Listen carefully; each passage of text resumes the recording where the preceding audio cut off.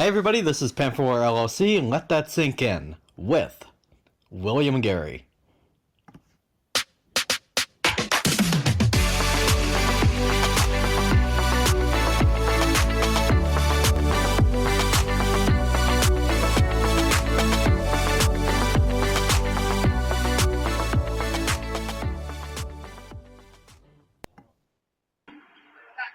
Nice. Thank you very much. Okay, everybody.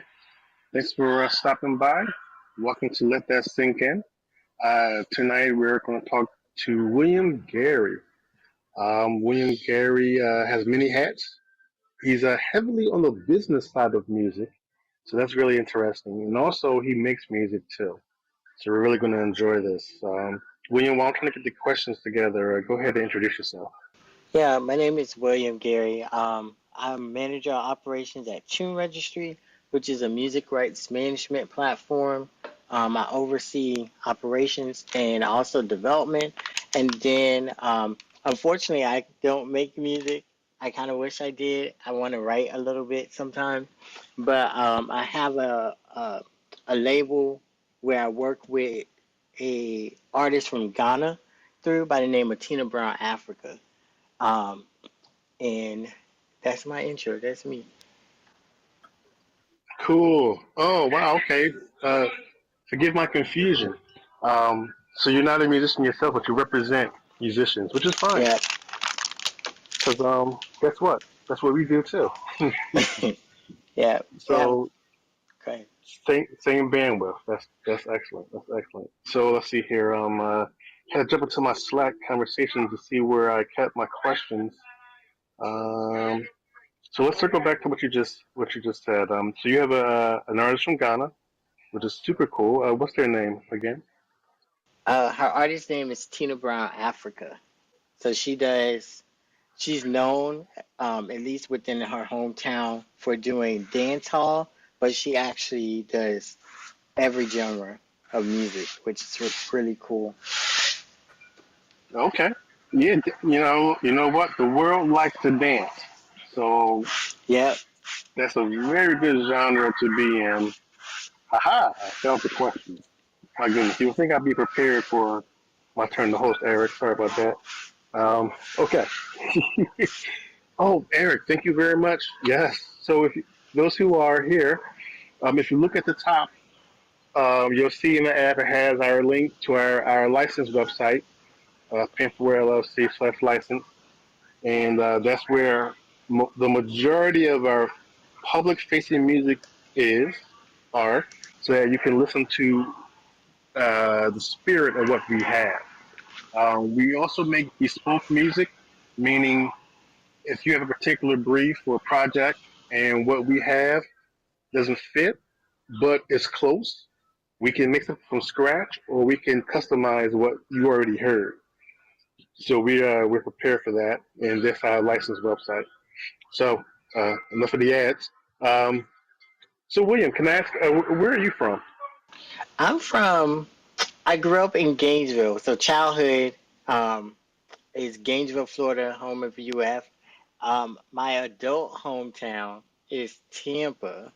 I love Tampa. That's where I got into the local music scene a little bit and kind of caught the bug. And I now reside in Indianapolis, Indiana. Oh wow, that's a big change. I mean, now you got to run into the basement every couple of weeks. Well, You it's didn't have been that in. yeah, it's been pretty good. I've been here like 3 years. I haven't had any tornadoes, snowstorms.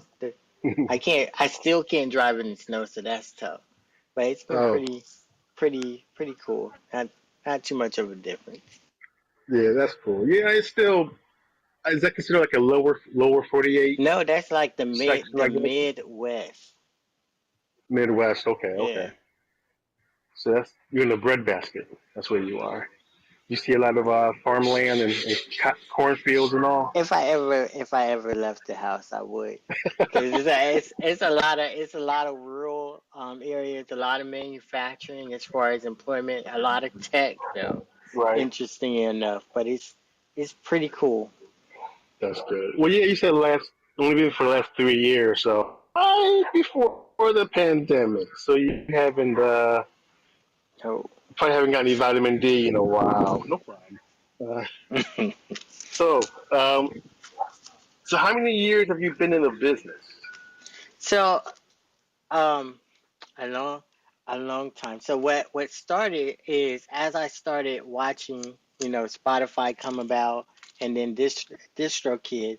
I always was interested in music, like everybody, but it wasn't a very accessible feel, especially when you're outside of a music city.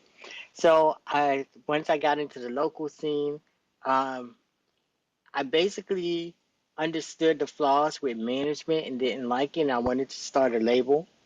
And before I start anything, I read and research. So I started reading a ton of books, um, a ton of books. And then I got to the point where I was tired of reading or educating myself, and I actually needed to do.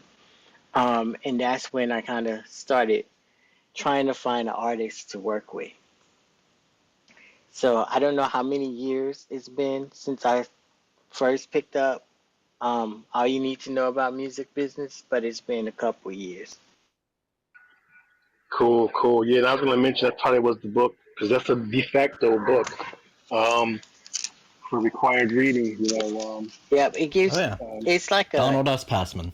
yeah, it's Yeah, like a school textbook. exactly. I read books from front to back.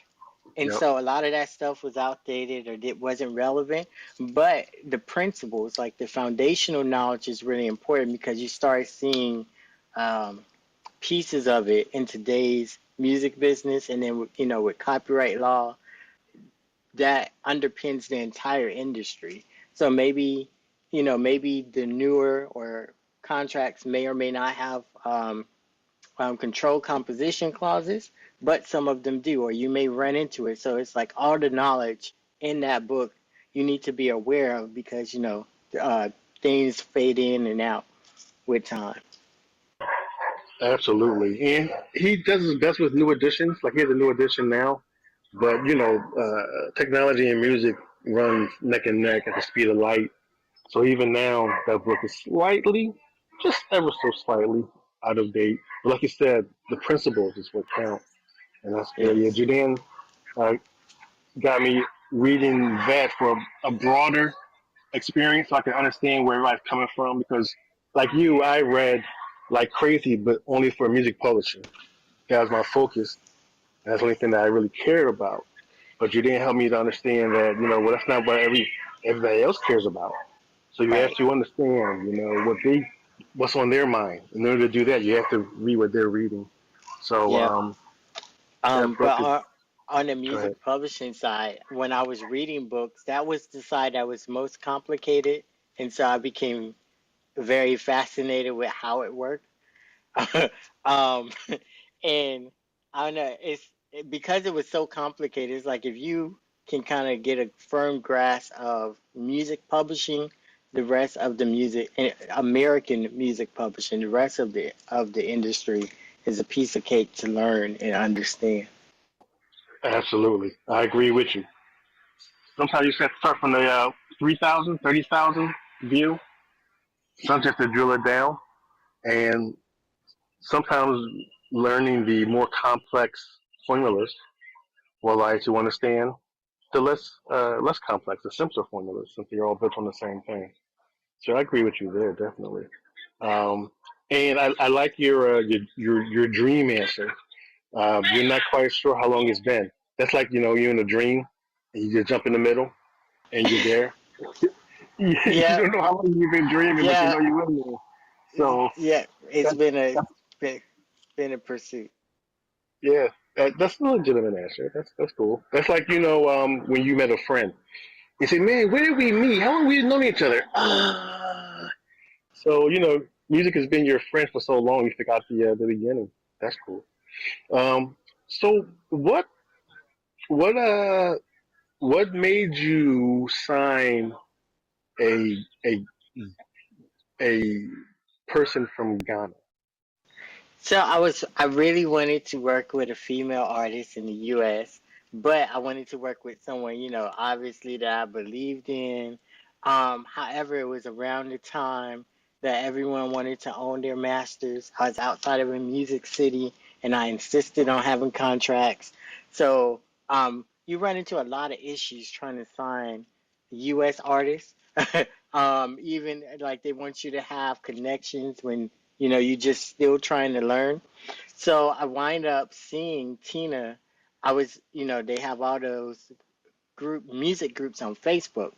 And one day I went into one of those groups bored, just looking at the spam, and I saw this video by her, and this music was great. I didn't understand like 80% of what she was singing, but I just knew the talent was there.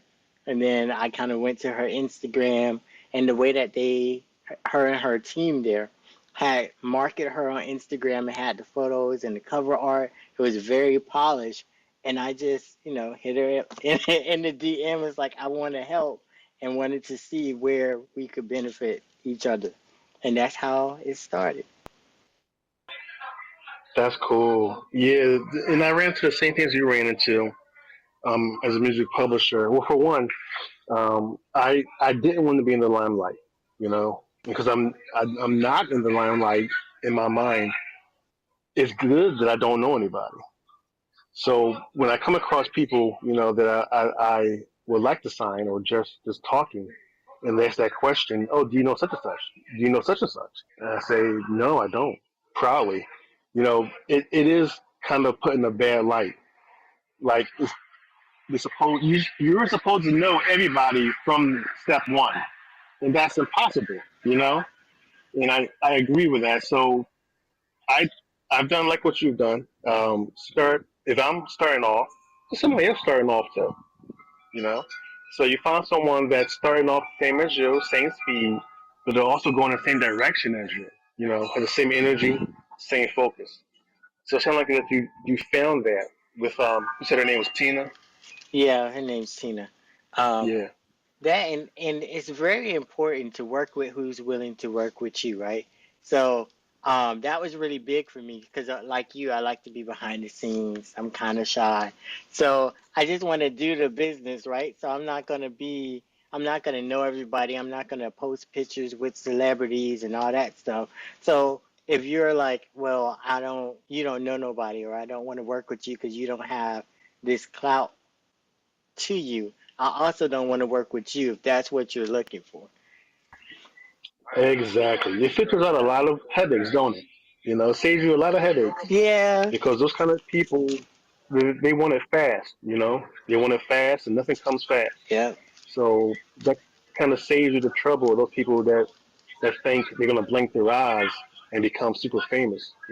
Because yeah, because of how you are and what you set up, you get the people that understand hard work is what right. counts. You know. And it's Go and ahead. it's a yeah, it's a lot of work. And in fact, what you come to realize is that you can't promise anything because you never know how your journey with music is going to evolve, right? So there's been things that we've been able to accomplish that starting out I had no idea, if we was gonna be able to accomplish that or not. Absolutely. You got to be flexible. You got to be able to pivot and adjust to the situation. And the people that you're signing have to be able to do the same thing. You are you are painfully right. So it seems like you understand, what's going on. And sometimes we lose people when we pivot because of the circumstance, and sometimes we gain people because of the pivot. So yeah, you're right about that. Can I call you Will? Yeah, I like Will. Just never, never, Okay, good. never Bill. Just Will, and that's as far as I go. I'm glad I picked the right name. Eric knows for some reason I have a block with names when it comes to this show. I'm glad I said Will. That worked out. Um, so in regards to, all right, I'm gonna stick to the questions. Then I have another question because, funny enough, you work with the program that I use daily. So we're Yep. gonna talk about that soon.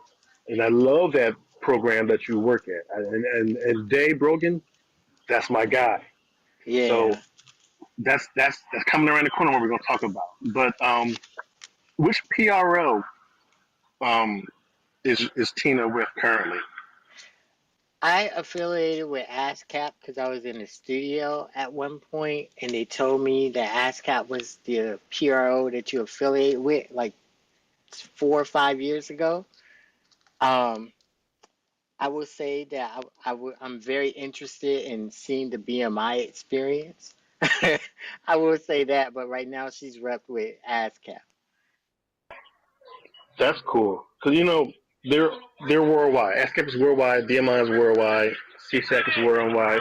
Most of the North American performance rights companies are worldwide anyway, so it's not a huge deal. The other aspect of that is that most of the music in the audience is going to be over here. So even though I'm sure there's a Ghanaian Yeah, PRO where she is, eventually she'll have to do a subcontract with ASCAP or BMI anyway. So it's good that yeah, she's with ASCAP in the beginning. Go ahead. yeah, because the PROs in Ghana are essentially not functional.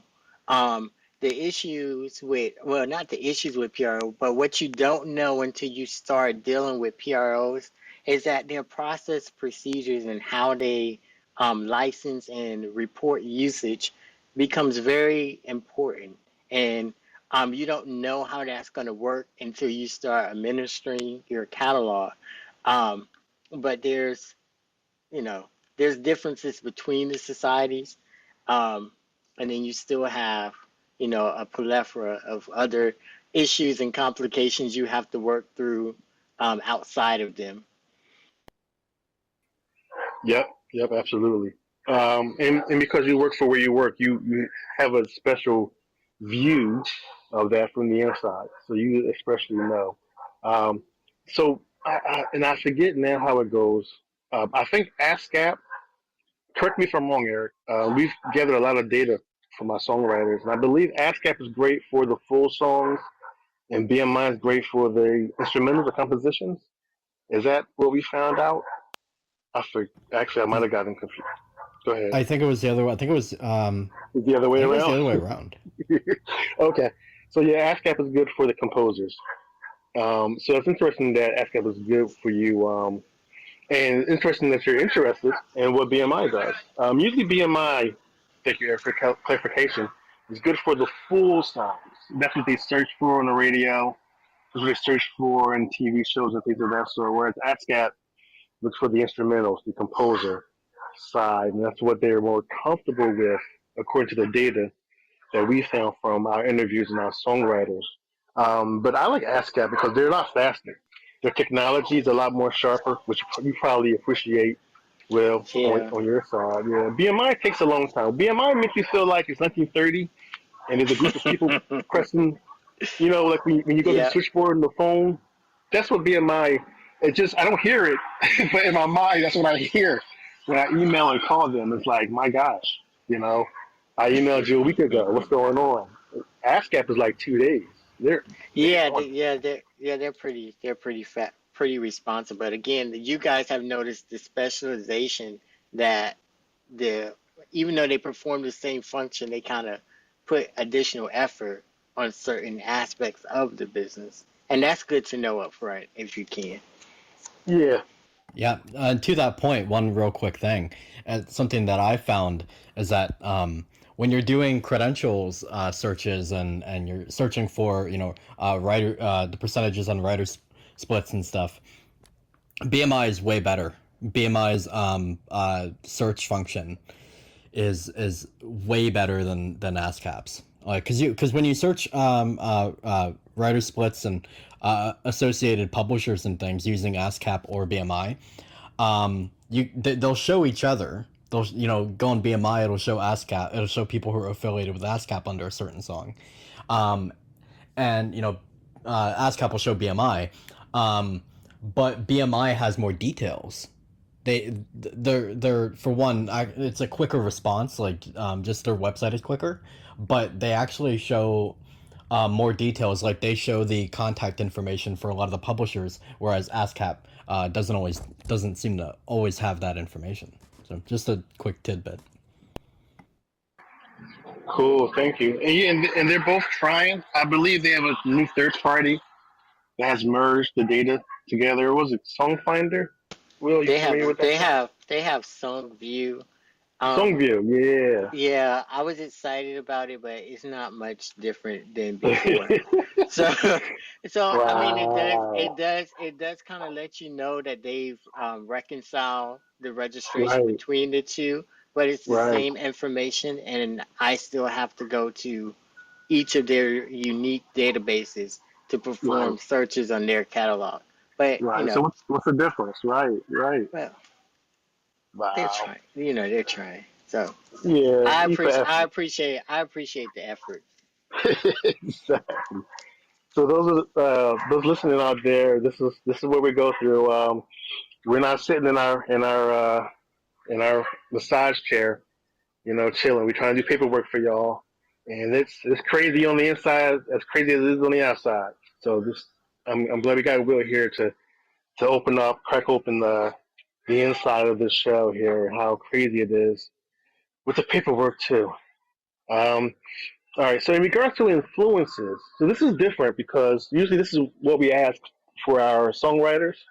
Um, but I'm sure you have influences. Will, what influences you to do what you do Yeah. in music? So so what I do um, on the publishing side, I wouldn't really say I have influences, but when it comes to music, my influences are um, L.A. Reid and Clive Davis. I try to be a mix of them two. Uh, because to me, and this is just my perception, I don't know if this is real, but from what I've read, and I read one book with L.A. Reid specifically, is that L.A. Reid seemed to be someone that was really about the music and about the artist, right? So when he was a label head, he's gonna first make sure that the music product, is right for the artist and that the artist is shining. And then he goes and marshal the resources to put behind it. And then my perception of Clive Davis is that he can look at a talent and recognize it and understand exactly what they're laying in and how it fits, right? And so you need both of those characteristics I perceive that they have, and so that's those two are my influences um, Hmm, in music. that's interesting. Um, that's interesting. So let's sit on this for a little bit. So how do you feel about their business acumen? I'm not really sure. I'm not really sure on the business acumen because you can't do what Clive did with Whitney in this day and age because it's so much about being authentic and people having like 24/7 access to the artist. Um, for L.A. Reid, I think from a creator, from the artist perspective, he's just excellent, and I believe because I, from where I sit, or as a fan and a listener, I always reflect on Keisha Cole. When Keisha Cole was around L.A. Reid, her music was good. You can vibe to it. And then when L.A. Reid was no longer associated or kind of dared to help, get her product in order, it's not as good. And that's something that is really big to me. As far as their business, I just feel like, the results kind of speak for themselves, the history that they have. Um, and sometimes it's not about what you do, it's just about where you were, at the time. I like that answer. I like that answer. And I do agree with you. They both of them has a keen eye and ear for music. And I love Keisha Cole. But like you said, her music style changed. And also, like you said, and I wasn't aware of this. So this is me riffing off of what the new information you gave me. L.A. Reid is a major guy. He has connections. He has distribution. He has advertisement. He has Yeah. promotion. So after there was a drop off with Hmm. her, And I always wonder why. I chalk it up to not being signed to a major label, even though I wasn't even sure she was or wasn't. But I'm sure when she was signed to LA Reid, he said, "Hey, everybody, this is a great talent. Listen to her, play her," and she was making money. But Yeah, once, and uh, go ahead. go ahead. I was gonna say Okay. the thing about Keisha Cole, right? She's not the strongest performer in the world, Mhm. but she Mhm. has a lane, and so LA Reid is able to recognize that hey, she's not Right. gonna be able to compete over here, but she does have an audience, right?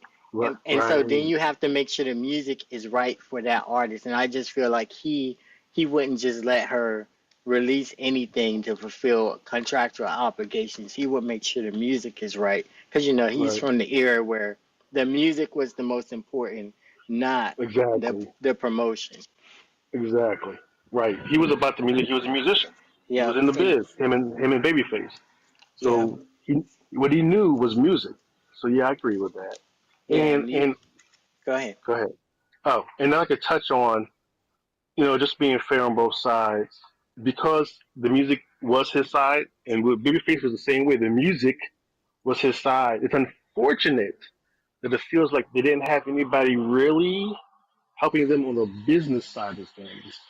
Just from the sad unfortunate stories of the other acts that they had. Um, None of them are doing well today, and that's not their fault. Like I like how you said where they were. The phrasing you used was they were in a situation, not necessarily their fault, but because they were in that situation, something sometimes gets attributed to them, be it success or failure. But because LA and Babyface were part of the music, it feels like the business side was a little bit weak, and sadly, their artists, you know, what's the word, were affected by that. Yeah, Um, but and that's at that go time, ahead. everybody wasn't educated on the music business, right? So even now, amazingly, there's some people with credits and plaques that don't know the business, right? So at that Yes, time, they were musicians first, right? So that's where they're gonna focus their time, energy, effort, right? They're not trying to sit on a webinar or go to a right, music industry conference, right? They're trying to right, go, they're trying to go in the studio, work with producers.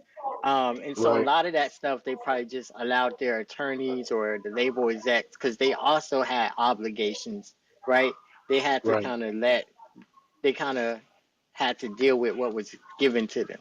And I think they did the right. best they could with the information Yes, they had. yes, and that's how we reconcile with our parents. They did the best they could with the tools that they had at that time, regardless of their background. And you are right. That's because of their background, where they came from.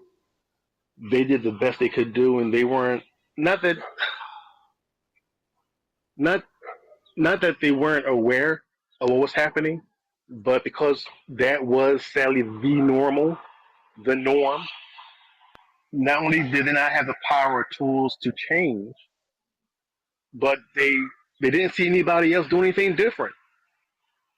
So yeah, because I mean, you know what I'm talking about, and I know you're doing it differently because it's a different world. So Right.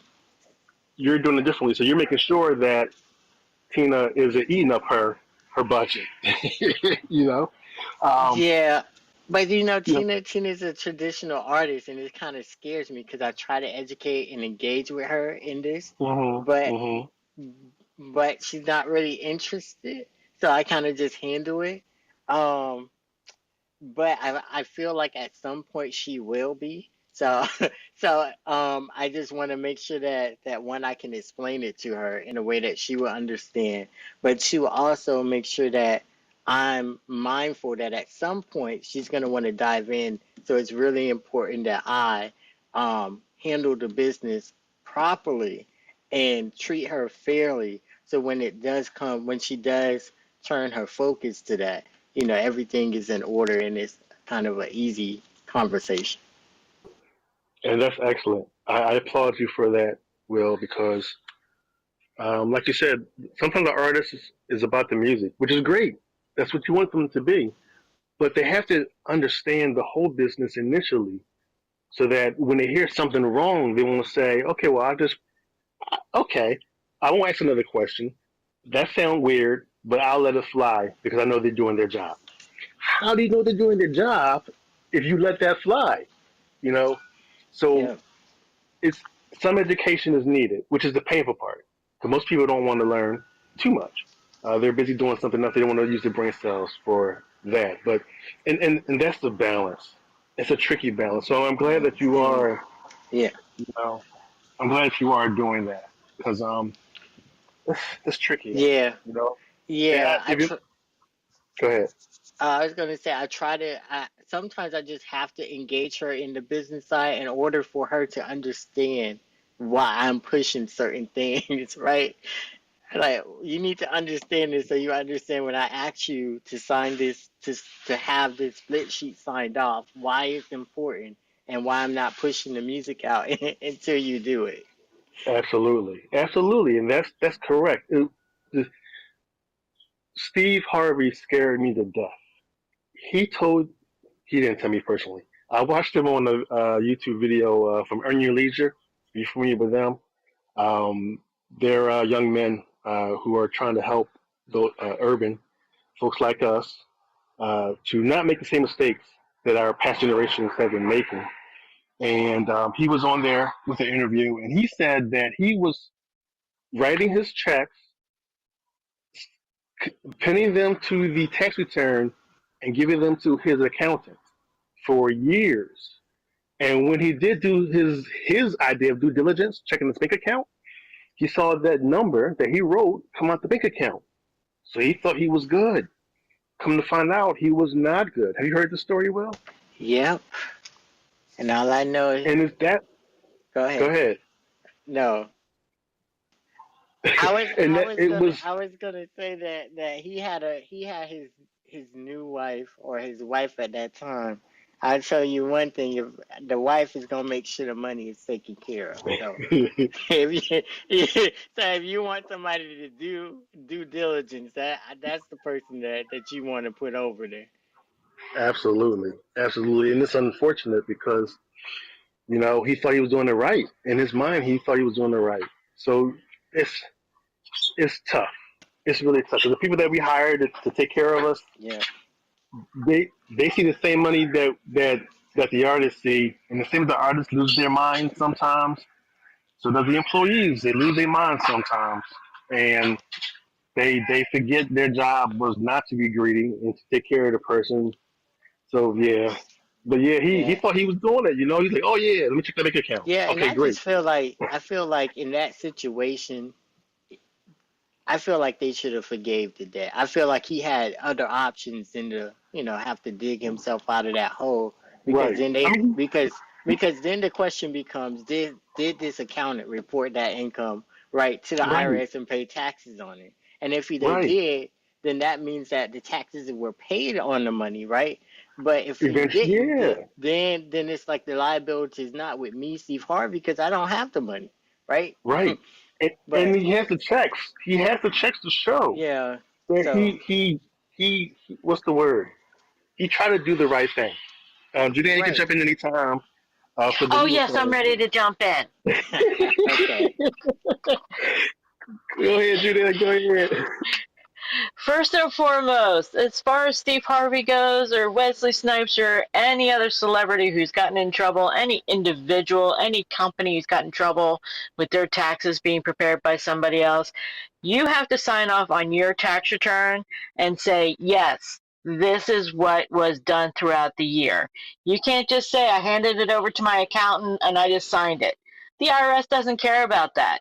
You have to take responsibility for it, and therefore you're held liable if something is quote unquote off.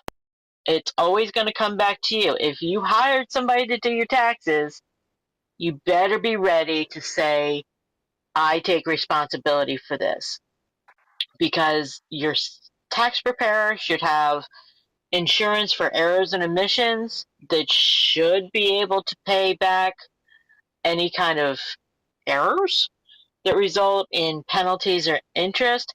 But when it's nefarious theft, that's when you have to go through the legal system.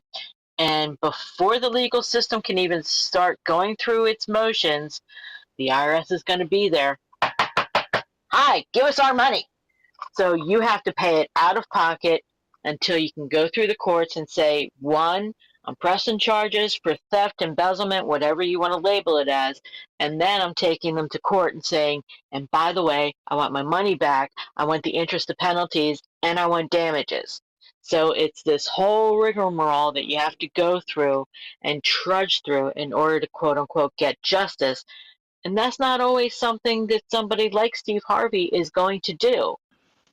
If you want to look for some kind of reference on it, Google Billy Joel and the embezzlement that he went through with his brother-in-law, who is also the godfather of his daughter. That guy ripped him off for millions, something like 12 to $20 million. And he had to go through the gauntlet, and I don't think he ever got most of that money back. But these are the regular things that we go through. So I don't care if it's you or I. Each one of us is responsible for our own taxes and looking out over the shoulders of the people that are doing our finances and our tax prep. And the same applies to music. Yes, thank you, Judan. That was perfect. And like you just said, Will, and because of that, the artist should be hyper aware. Um, because of these scary horror stories that still falls on their shoulders, they should. I mean, they don't have to sit beside you with the ink pen and the glasses and the accountant visor on, but they should be aware of what's going on. They should be able to jump in, and they should want to jump in. Hey, how's it going? Let me check that. Let me check that ledger. Okay, okay, great, thanks. All right, keep doing what you're doing, and then pop back out. They should be actively involved with their career, and most of them sadly aren't. So yeah, thank you, Judan. Yeah, for those listening down there, this is a lesson. You know, one of the rules is write your own checks. But even if you write your own checks, make sure the check is going where it's supposed to go, because that's just half the battle. So wow. Well, the thing is that you can write the checks all you want. That's where identity theft comes into play. I had somebody who wrote a check, and somebody that received that check decided to white it out, change everything, and take it to the bank. And the bank cashed it. So Wow. there's all kinds of things that need to be put in place as a business person. But first and foremost is being educated. And Anthony, Eric, you guys know the business that I do, where I am on a mission to educate artists and other creatives on the fundamentals of finance, of accounting, and general business practices, because they should be able to ballpark or at least look at their financial statements and eyeball where any problems would be, and to not truly engage your artist in something like that is setting them up for failure.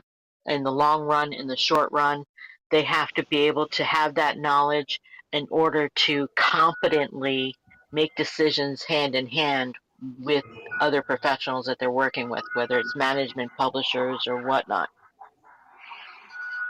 Absolutely. And I'm clipping what you just said, Judan. I'm going to share it on Instagram because that is so important what you just said. Clip me. And if I'm clipping you right now. So if there's nothing that anybody heard today, they heard that. You know, it's very important, folks. Very important that you educate yourself. Let's see. All right. So hopefully, let's see here. If y'all can still hear me. Okay. Hold on. Okay. Okay. Can y'all still hear me? Sorry to bogart things, William. No, you're fine. We can hear you, Yeah. Anthony. Excellent. Okay. So I just clipped that as one of my stories on Instagram so that people can can benefit from that. Thank you very much, Dan. So back to the program. Where are we? Okay, so your influences was L.A. Reid and Clive Owens. Um, Clive Davis, Clive rather. Davis. Who's Clive Owens? Who's Clive Owens? Who's that?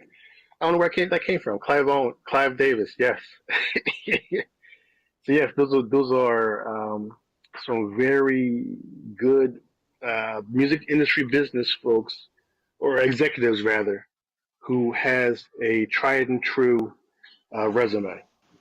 So Yeah, very I good like for that. I like to sum it up as they ensured the product or the music was right, and then they worked the magic on the business and relationships, and they Right. knew how to position the artist, what would work for that artist, what will work for that artist, and speak to their audience, which is really important. So I try to incorporate that in what I do. Absolutely.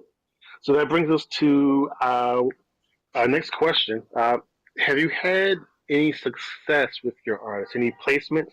And when I say placements, it means on the radio, an ad spot, placement maybe on video somewhere, or just like an interview such as this.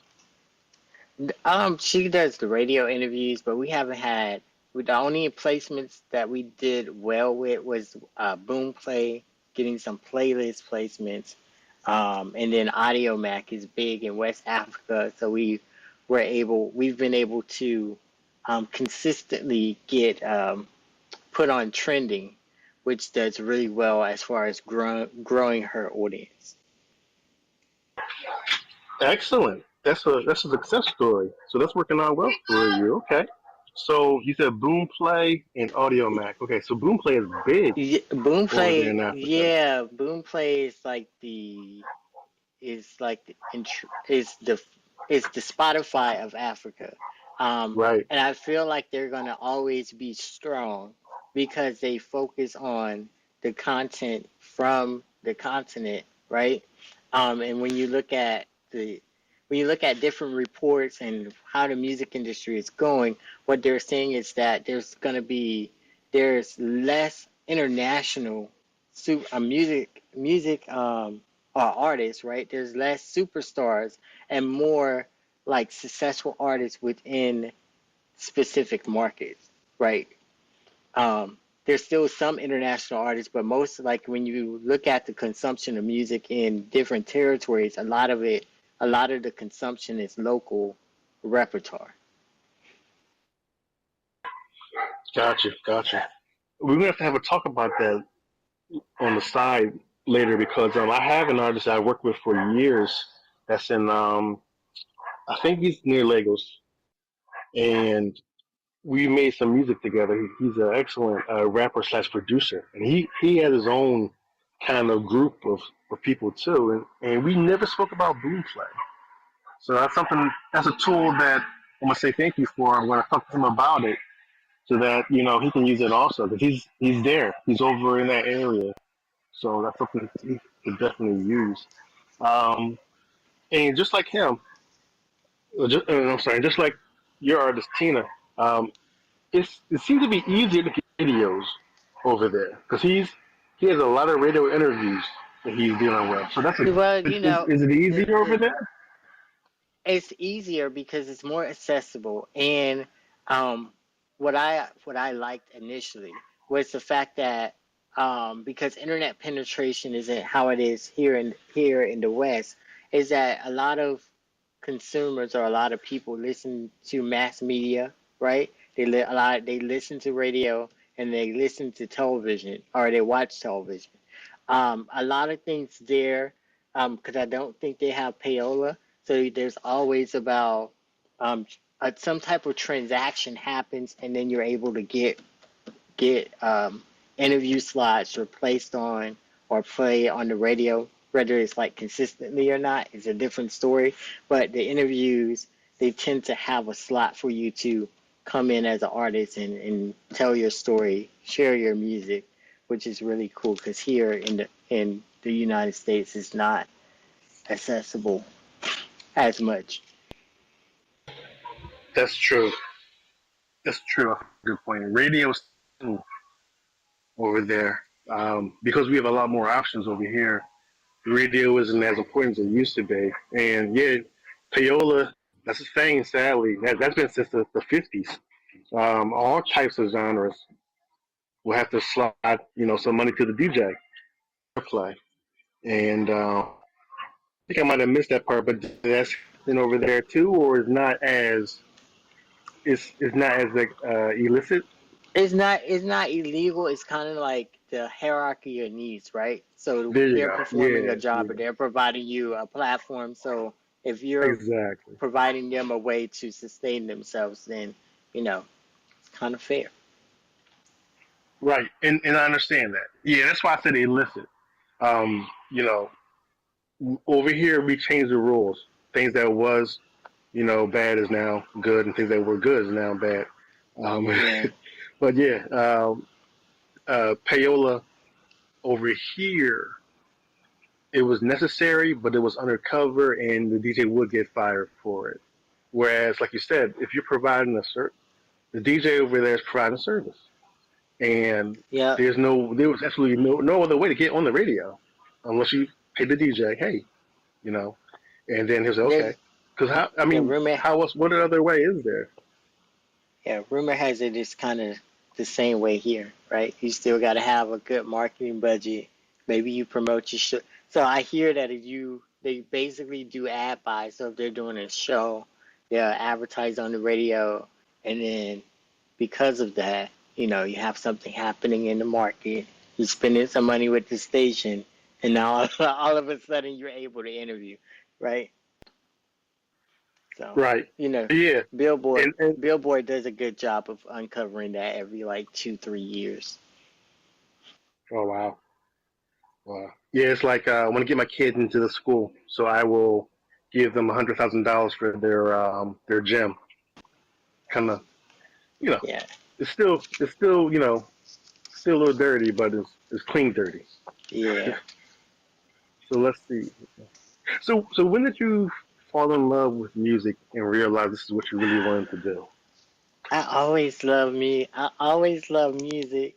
Um, my favorite artist is Tony Braxton. I'll never forget seeing "Unbreak My Heart" video, and I thought that was her real. I was really young, but I thought that was her real boyfriend. And then I kind of saw her win, I think, a Grammy for it, and then she hugged some guy, and I was like, I thought he was dead.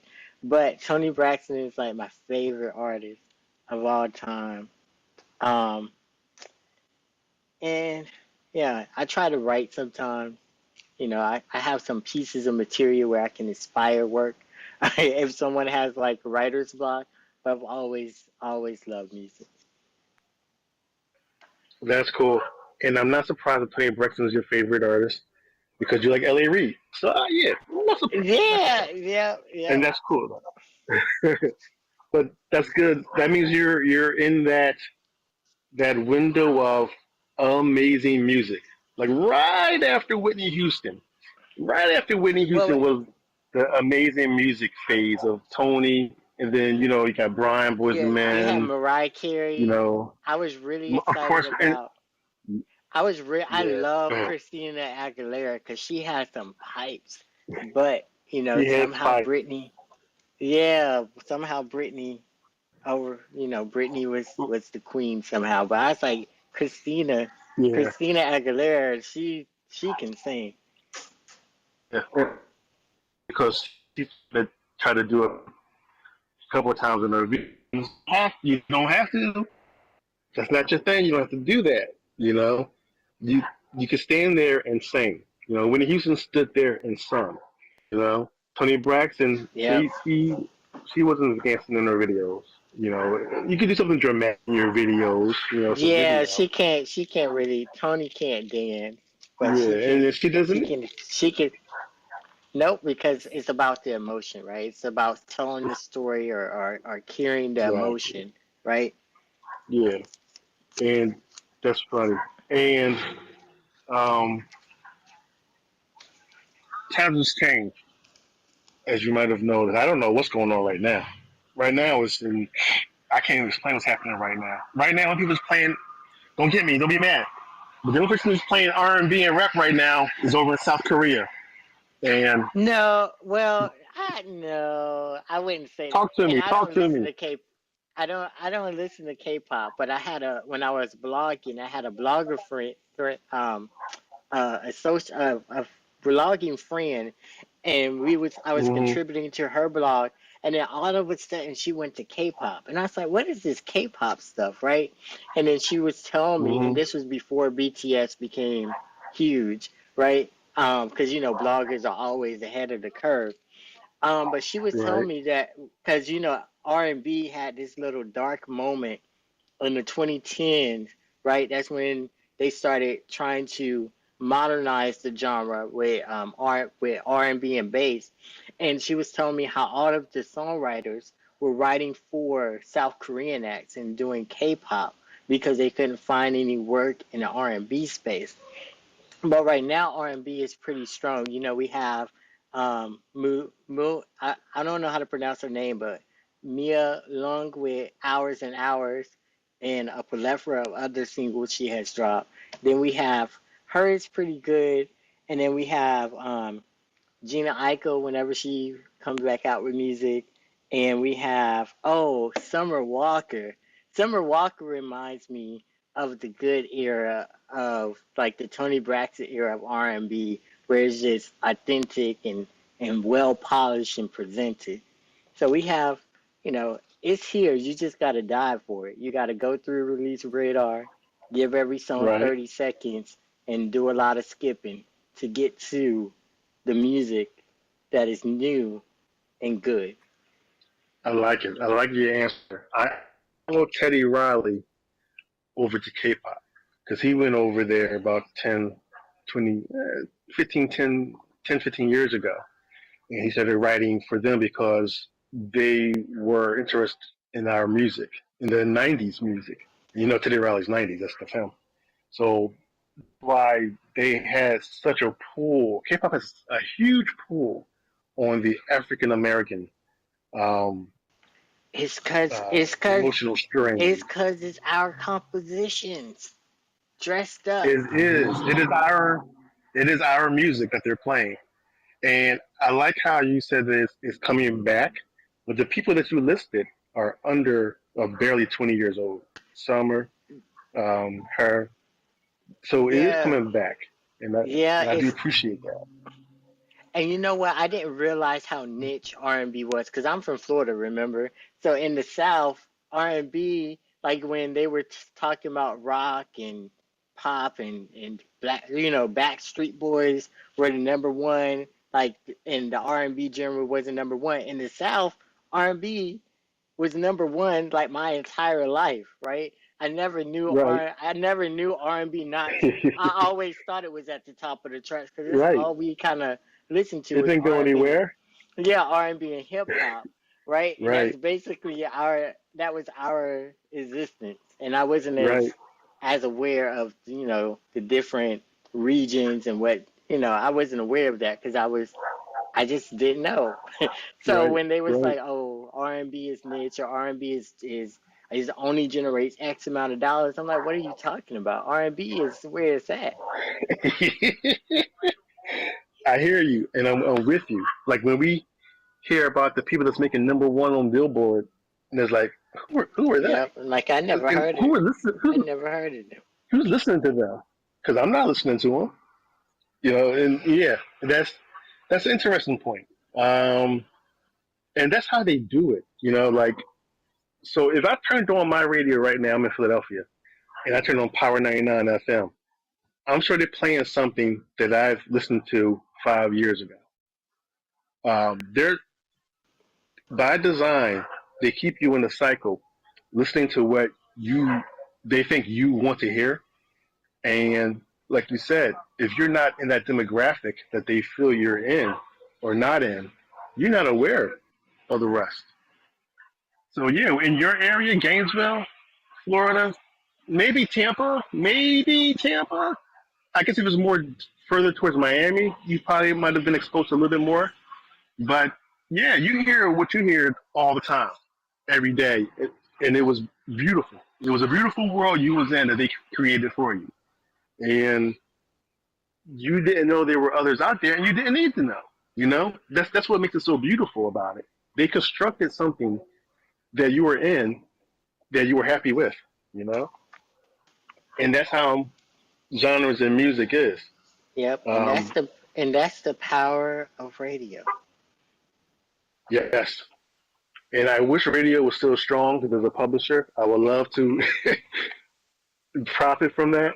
But the radio, you know, isn't as strong as it used to be. You know, and satellite radio is pennies on the pennies, so that doesn't really help. Um, and it, I don't see how publishers are making notes nowadays unless it's placements. They're getting 1.5% on 1,000 records. That's how they're making money.